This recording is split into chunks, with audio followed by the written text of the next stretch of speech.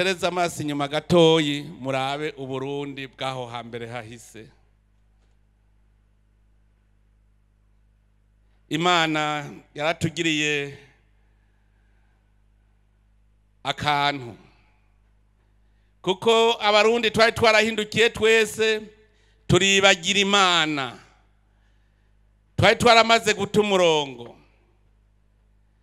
Imana kugira twibutse twabanje gushika mu magume amwe ntasubigwamwo atuma umurundi wese yiyumvira ati mbega nzokizwa niki. Sinzo kwigira mpengeshanya kubivuga. Abakozi b'Imana baricaye baravuga bati abantu b'Imana baroyehe. Muca mwumva Burundi bwari bugeze. Uburundi cyari igihugu cyatabagaye, ntaho cyari gitaniye n'iki gihugu batubwiye, ntaho byari bitaniye.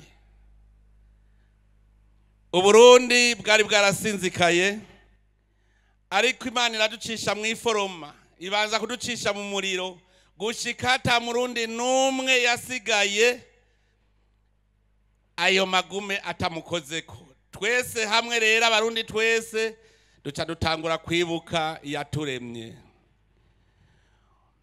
Ivyo arivyo byose ingene twitaba Imana, ingene twitaba kamo k'Imana imbere y'igihumbi n'amajana 993, uno munsi siko twitaba ko kamo k'Imana, kuko twarabonye aho ingufu zacu zigarukira. Tumaze kuhabona turavuga tuti hariho abari bariziziwe na shetani neza bavuga ngo birikora, abandi baja kuronderera mu bapfumu mu bifyitirizi, ariko uburuhiro Imana irarondera abarundi muri twebwe nyene tuja gukabura abarundi.